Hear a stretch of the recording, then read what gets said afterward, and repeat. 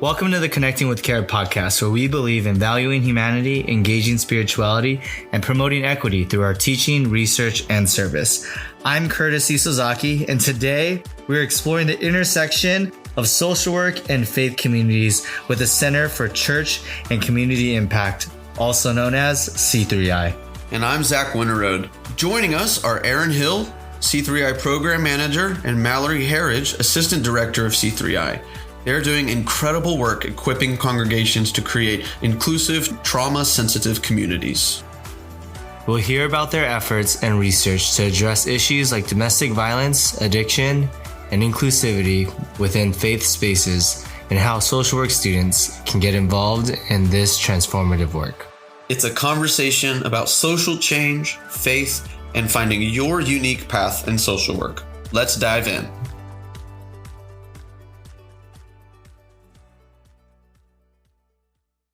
Well, thank you so much, Mallory and Erin, for joining us on our podcast. We're excited to talk about the impact of the Center for Church and Community Impact in social work education. I'm just so excited to discuss various projects, initiatives that y'all have been participating in, but really the heart of what you do. I mean, your center engages in conversations around with churches and congregations when it comes to social work, homelessness, food insecurity, the LGBTQ plus community, mental health, and so much more.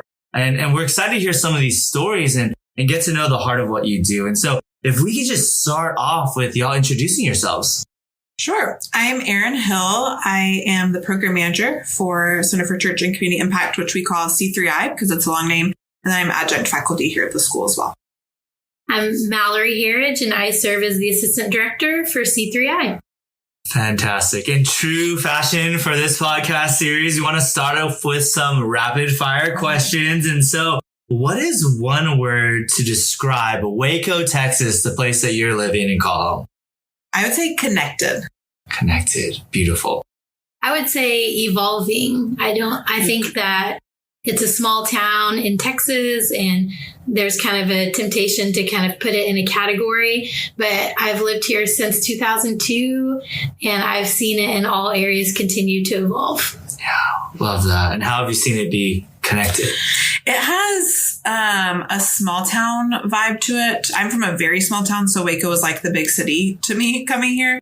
But everyone is just very connected. Everyone kind of knows everyone. It's easy if you don't know someone to get to know them and get involved in different organizations and events and things like that in the town.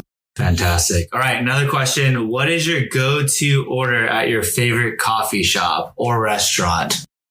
I was thinking about this, and I love coffee, but I actually switch it up every time I go, and it depends on the location. But my favorite go-to drink right now is at Sip City, and it's Dr. Pepper Zero, lime, and coconut cream. I don't think there's a name for it, but I love it. Amazing. I can't have coffee, which is devastating. And so if I'm in a coffee shop, I will get green tea. I also really like boba, and so I will get from Chalk Community the Milky Way, 50% sweetened with boba, and it is a nice pick-me-up. Amazing. Love that. All right. I've been looking forward to asking you this very, very important question. If you were a social work superhero, which you are, what will your superpower be? I think mine would be to speak all languages, of just being able to do that at any point, any time. Because there's so many times where people are like, well, do you have it in this language? And like, we don't, I'm so sorry. And like all of the like cultural things that go along with all the languages. I've just seen that. Love that. Okay. I identify more with like Disney language than superhero. Okay. Yeah, that's fine. My mind immediately went to like a Tinkerbell scenario. Yeah. And I would like sprinkle, what is it called? Pixie dust. Yeah. On organizations, on our legislators as they're making policies. And I would require them to like immediately have the power and the knowledge and know-how to listen to their social workers, but include the voices of the clients that they're serving so that all policies, all organizations, programming is being shaped by client voices as well. That's amazing. Incredible segue to some of our first questions. how have you seen the Garland School of Social Work prepare social workers for worldwide service and leadership? Yeah, I think one of the biggest things, both of us are both alum of the program as well and are now on staff, which is really fun.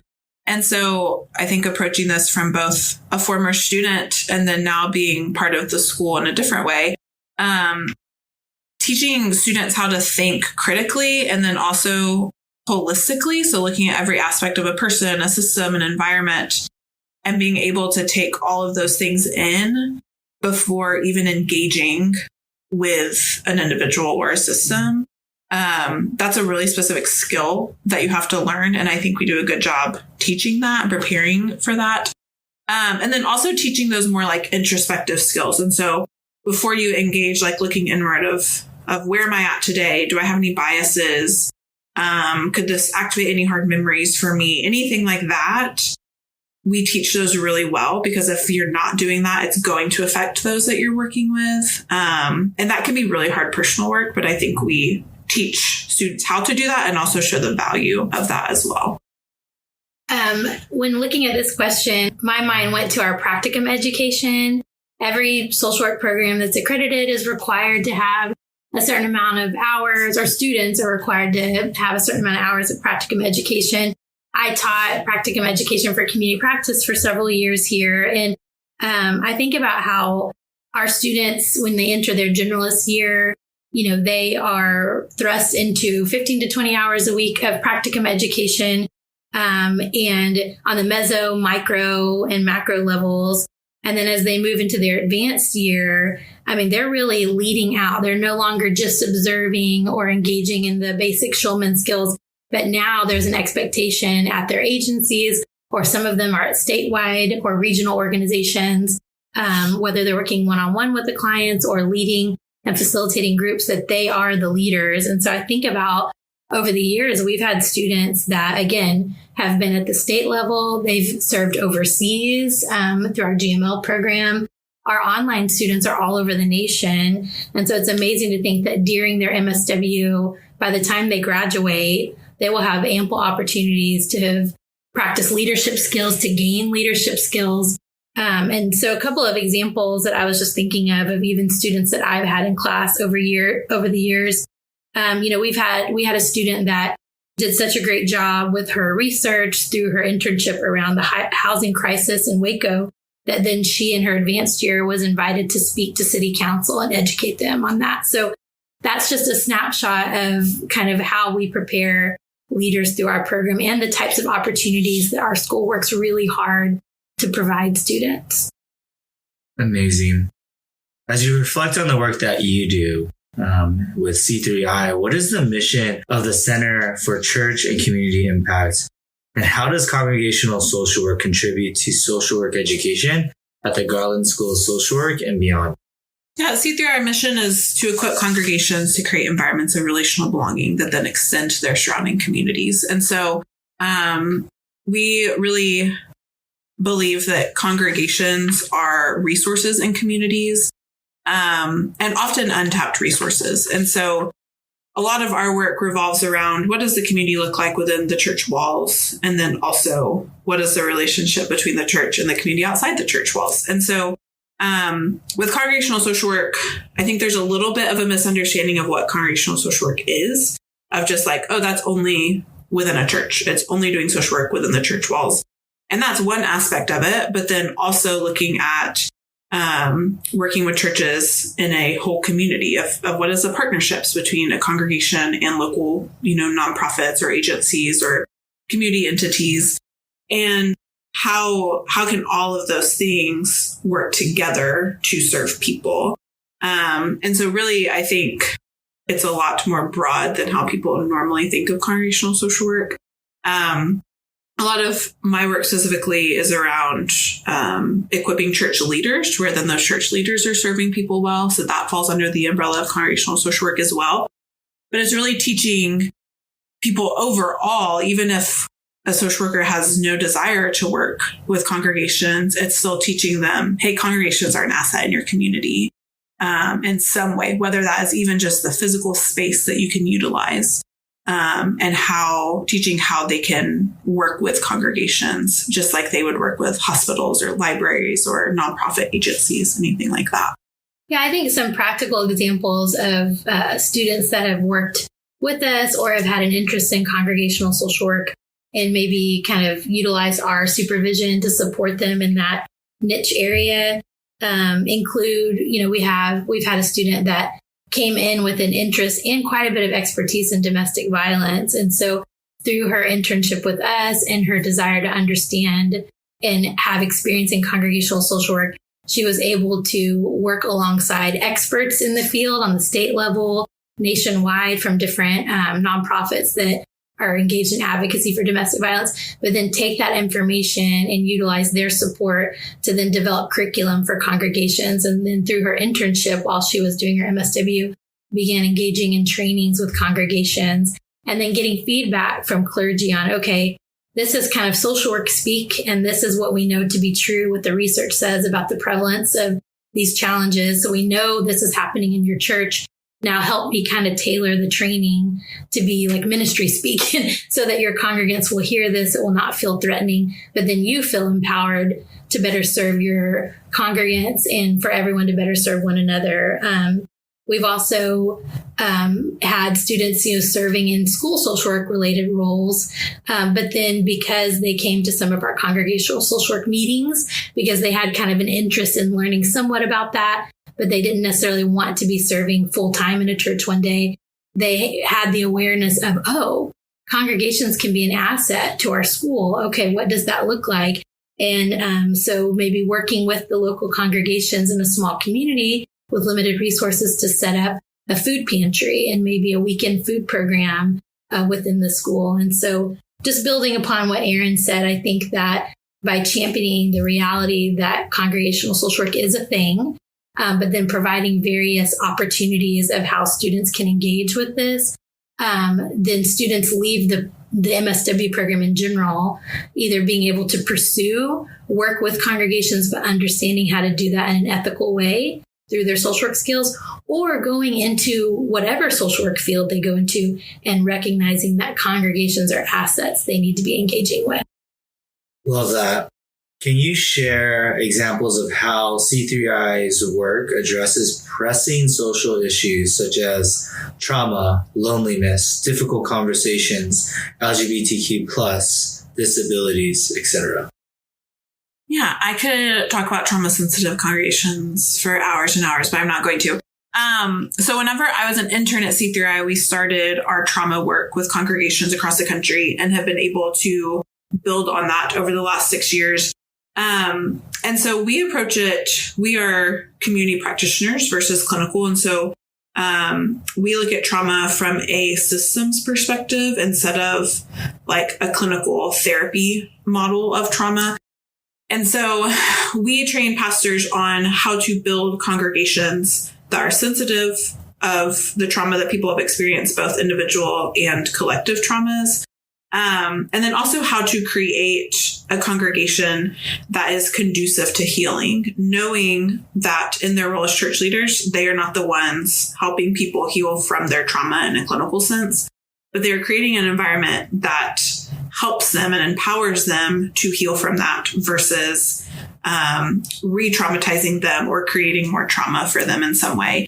And so this looks like both, research. We've done some research on this, but then also practical training. So we did a research study in 2021 that was looking at how church leaders were trained in trauma and then how often they talk about trauma and then how much collective trauma they've experienced. And so what we learned was what we were already seeing and experiencing anyways is that church leaders are talking about trauma every single day in some way. And church leaders were not trained or educated in trauma sensitive practices really at all is what we saw. So it was well intended. They wanted to help, but did not have these skills to help in a way that was actually really helpful. We also learned that they're experiencing a lot of collective trauma. And so I have heard the term, and I really like it, of church leaders are often leading while bleeding. And so because of the trauma that they're experiencing, whether themselves or secondary trauma from helping people through their trauma, while also having to lead their congregations through some of these collective traumas as well. So how can we give them the skills to lead people through that within their role as church leaders, not mental health professionals, while also making sure that they're taking care of themselves where they're not experiencing secondary trauma as well. This also would go into spiritual trauma of making sure they're not causing spiritual trauma, and then also making sure that if someone has experienced spiritual trauma, that if they are coming to their faith community, that they know how to deal with that, because simply stepping foot into a congregation could be activating for some people who have experienced spiritual trauma. So hearing some of, the very traditional hymns or whatever that are so deeply meaningful for so many people could be really activating for other people. So what do we do with that? What do church leaders do with that? And then also creating systems of care. So how are congregations and faith leaders connecting with mental health professionals in their community? They're often serving the same people, but how can they have a partnership to where when a church leader refers someone, they know who they're referring them to. They know that they're a good referral and a safe person to talk to. So that's a snapshot of what we're doing. We're doing a lot of, we have a cohort of trauma, around trauma sensitivity with some congregations across the country that are working through a curriculum that we created. And so we're getting to see them put that curriculum to use, which is really fun and really meaningful as well. In terms of disabilities, C3I is part of a grant called Bridges to Belonging. This is a partnership between C3I, Truett Seminary, and then Center for Developmental Disabilities, all here at Baylor.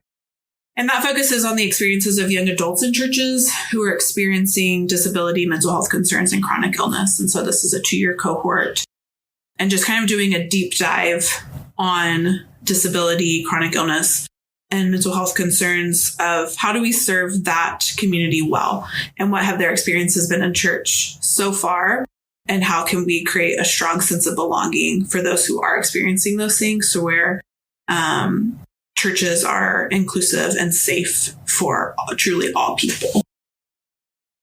Yeah, just a couple of other just things to highlight. We have congregations that reach out to us for consultation quite a bit. And in all of our work, we utilize students, whether they're serving as interns with us or research fellows. And we try to take what they're passionate about and include it in our grant funded work, or just kind of one-off consultations that of people that have reached out to us. So a couple of things in the last couple of years, we have a cohort of congregations that's currently going through curriculum we developed based on like 5 or 6 years of research around discernment processes that churches have gone through to determine whether or not to become welcoming and affirming of LGBTQ individuals. Because we know for some denominations, this has been a topic that's difficult to talk about in the nation.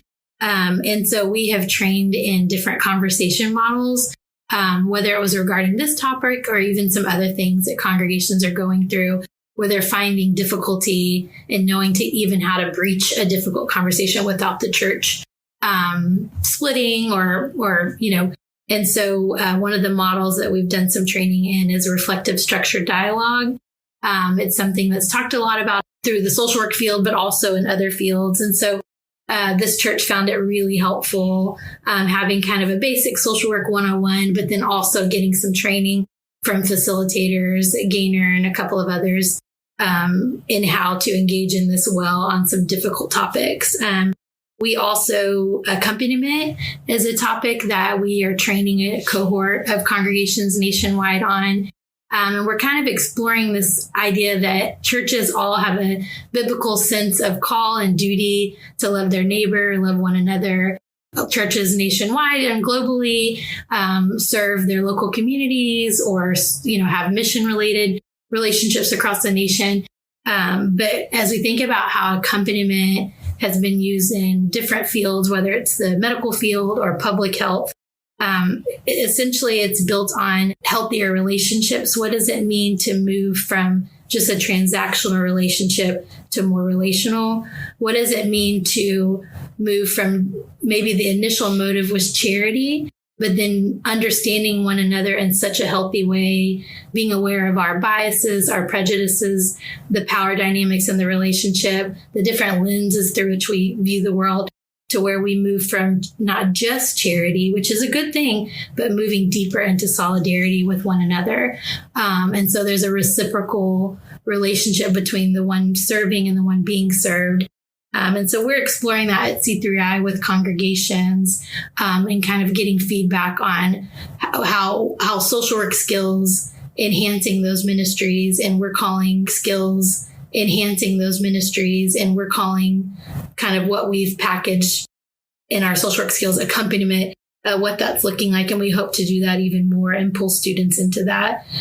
So between trauma, difficult conversations, accompaniment, and several other things that Erin mentioned, like our work with the Lilly Grant and the Center for Developmental Disabilities, this just kind of gives a snapshot of some of the things that we're involved in day to day. Having the opportunity to go with you to the Fellowship Southwest Conference, Mallory, and getting to engage in conversation with some of our partners and colleagues and churches and in our community and even alumni has been such a gift. Love those partnerships. We'd love to learn a little bit more about how does C3I foster partnerships between churches and communities to drive social change? Yeah. So I mentioned earlier that Erin and I both did that we consult with congregations when they reach out to us on a myriad of topics. And some work that we're doing is a part of a research project or an overarching grant-funded project. But we also make ourselves available for any topic that a church or challenge or social issue that a church is engaging related to communities. And so I think, we provide asset map training, as Erin mentioned, trauma sensitive training. We help congregations identify key stakeholders in their community to really think about, you may have this idea or you feel like you're being called to do something, but what does it look like to assess what's already happening in the community and begin to have key meetings with individuals in the community or groups in the community to not only avoid duplication, but really think deeper about what's the overarching goal and what really is best for the community. And how do you join a strength that already exists and come alongside them and think about what capacities and assets your churches have to offer that. We help congregations really think about how their communities are changing, how their churches are changing. And it's easy for us to get stuck in a deficit mindset. And so through appreciative inquiry and other related tools and social work skills that we bring to the table, we help pastoral staff and congregations begin to think about the opportunities rather than being stuck in the challenges and the deficits. Sometimes, this culminates in a one-off training. Sometimes this becomes an ongoing conversation for a year. And one of the things that we've learned through our cohorts this past couple of years is that peer learning has been so effective. And so we're building up a network of congregations that we already had relationships with, either individually or collectively as a center. And then the congregations that have attended our trainings and or have reached out for consultation. And we're beginning to connect them to one another. And it's fascinating because as our students graduate, that's becoming quite a network of students all over that are working as leaders of faith-based nonprofits, leaders of congregations, or maybe they're heavily involved in their community in a non-religious agency, but they're very connected with the faith-based groups in the community. And so we are able to rely on our alumni to also serve in some consultation roles if that's something that they wish, and kind of create that network as well. Anything else you would add to that, Erin? Yeah, I have a couple additional thoughts. So I also think a lot of what we do is, yes, there's so much of the practical tools and, trainings and all of those things. A lot of it is also the framework. And so like the mindset and the lens someone is using. And in my mind, that's how social change happens, is individuals change their mindset about something, right? And change how they're viewing the world. So like how Mallory said, it's so natural to think through like a deficit approach and instead teaching them to look at a shrink space approach with like people and communities, right? Of that is how social change happens, is the individual change. And then I also think that we kind of approach it with a domino effect, really. There are fancier academic terms for that, but we really believe that when congregations are healthy and thriving, then the communities around them are also healthy and thriving. And so really, if we can positively impact one of those systems, then it's going to impact the systems around it as well. And so then that is in turn going to create some of that social change too. Erin, you've been a part of C3I for some time. You deeply care about it. You've seen different ways it's impacted students as it has communities. And so what opportunities does C3I provide for students specifically to engage in meaningful real-world service? Yeah, I think C3I has a lot of opportunities for our students to be involved. A lot of the things all of the things that we've mentioned, the students were involved in all of those. And so whether that is leading trainings, working in local congregations, both in Waco and across the country, creating curriculum, writing public media pieces. All of our interns have to do at least 2 public media pieces each semester. And so each time they're learning about all these things in classes, they're seeing it in their internship. Now write that up to where anyone can pick up that article and also learn from you in the 5 minutes it takes to read it. And then also learning how to create those sustainable partnerships between communities and congregations. They get to do all of that within the internship with us. And so you heard both of us mention the curriculum that we've been working on. The churches are working through it. So when we were creating that curriculum, we had a team of students who were writing that curriculum with us, with our oversight and supervision. We had another intern who was really passionate about youth ministers. And so she was seeing that youth ministers might not have as much education around topics like addiction and substance use, or how to work with LGBTQ plus youth, trauma, things like that. And so she started a training series specifically for youth ministers here in Waco around those topics. And so they could come, get lunch, learn about this topic. It also gave a chance for other students who were studying those topics or other experts out in the community to come and be involved in that as well, which helped create some of those partnerships for C3I. While also giving those youth ministers a chance to get some of that education that our research was showing they might not have gotten other places. I know, just speaking personally, when I was an intern, I came and said, hey, I'm really interested in trauma sensitivity. And I don't think that anyone is doing that. Can we start doing that at C3I? And so each month I led a trauma training here in Waco for any church leaders, which includes paid staff and lay leaders, because we know often lay leaders are doing a lot of the work in churches too. And so each month I connected with an expert on a specific type of trauma that they came in. They were hosted in local churches. And so each month we were in a local congregation who paid for lunch for the group, also gave that congregation a chance to meet some of the other congregations in town, and then also have just a foundational, here's an hour and a half where we can learn about the trauma of immigration, or clergy sexual abuse, or any of these different types of trauma, to where now when they leave, they have at least a little bit more knowledge than they did before. And if they want to, can follow up back with us and we can dive deeper. But all of those things, interns are doing all of those. And so we try really hard to take topics that our students care about and already have a passion and a calling for, and then give them a space as it aligns with C3I's larger mission, give a space to really live that out and do that through the work of C3I. One thing I would add to that, just like as in another example, we had a student that was, equally interested in congregations, but also really interested in policy work. And she had the opportunity through our partner organization that you mentioned earlier, Fellowship Southwest.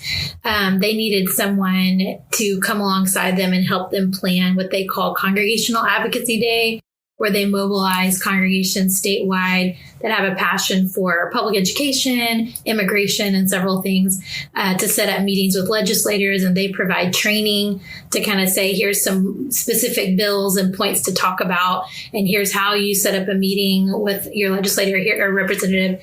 Here's kind of what you talk about and some personal stories. And so the student, through her internship with C3I, was able to work with that partner organization of ours to get that experience in helping them plan that whole thing. She even was responsible for really doing quite a bit of work on a toolkit that they developed. Instead of kind of each year putting that training together, she helped them culminate it all into one toolkit. And we also had a student that, as a part of their personal story, but also just a passion, talk with us about wanting to work with congregations, but also better understand the role of congregations in addiction and substance use. And so their work became significant, not only with churches regionally, but also on campus with some things that were happening with Baylor students on campus and kind of revamping some resources. And then also a survey that she conducted in partnership with C3I, with local churches, and on campus with BARC. They were able to provide an academic presentation at a collegiate conference. And so it just kind of shows you the opportunities for students to, like Erin said, come in with a passion. We kind of see what we have going on and what opportunities we have for them, but then the sky's the limit and how deep they want to take it. So wrapping up, what advice would you give prospective students exploring their career in social work at the Garland School? Yeah, I would say don't be afraid to make your own path within social work. I think the Garland School does a good job at creating space for very specific areas within social work and kind of tailoring assignments and things like that to those specific areas. So many things can fall under the umbrella of social work. But I think overall, like society at large thinks about social work in a very narrow way when it's actually this like vast field.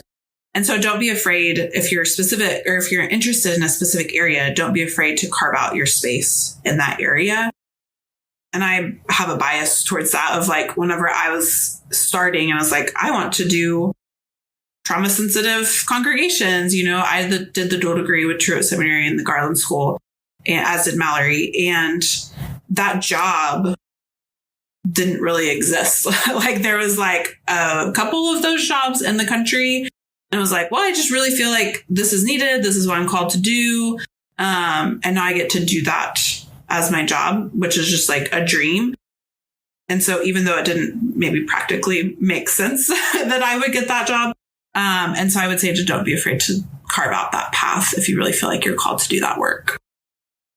I have a lot to say on this subject, but I think I would say, if you, because of your personal story, or maybe a story in your family, or maybe a story of like a friend. I don't know why I'm getting emotional. I'm very passionate about social work. I would say that if you are searching for kind of what your career path will be and what you want to study and what most fits you, and you've struggled to kind of know what that is.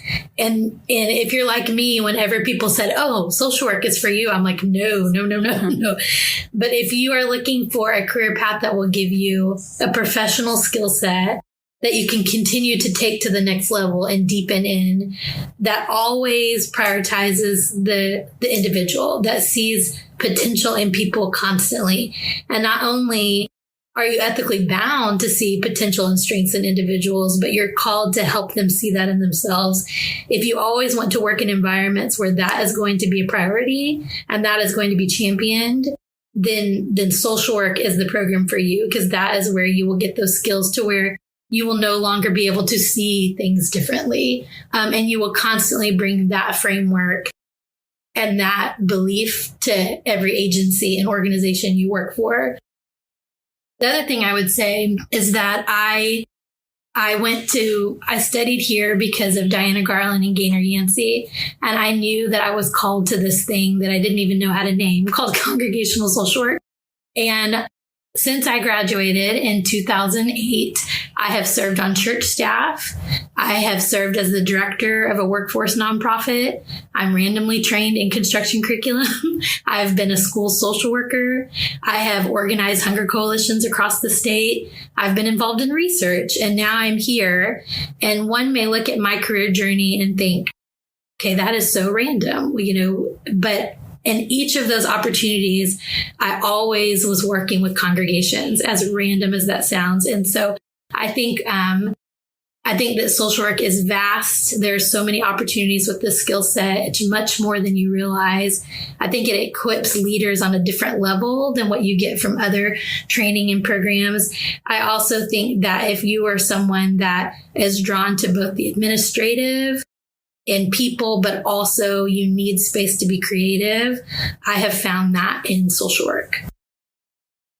This has been such a rich conversation. Is there any lasting thoughts, words, encouragement for those listening? I was hoping you would ask, because I had one thing in my head that I was like, man, I should have put this somewhere. I think our staff at C3I, and I think it would be the same for our interns that we've had in the past as well. When thinking about congregations, like all of us deeply love the local church and deeply believe in what the local church can and should be. And all of our work is through that mindset, while also recognizing that the church has caused harm. And so all of us have had experiences. We always talk about like our greatest joys have been in the church and our greatest pains have been in the church. And we do this work because we know what the church can and should be and how much it can be an asset for communities when it's healthy and thriving. And so I think that really like captures kind of the heart behind what we do and why we're doing the work that we're doing at C3I and why social work is such an important skill set to do that work. I would say amen. And I would also say if you're a student that's considering our program or another program, whether or not you're interested in congregational social work, look us up, give us a call, and we'll help champion choosing Baylor. Yeah.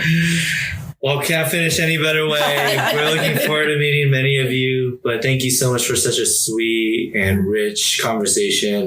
Mallory and Erin, thank you for the work that you do at C3I. It's deeply impactful, not just for the city of Waco, but really the state of Texas and really across our nation. So thank you for your work. It is deeply meaningful and needed in our world today. Thanks.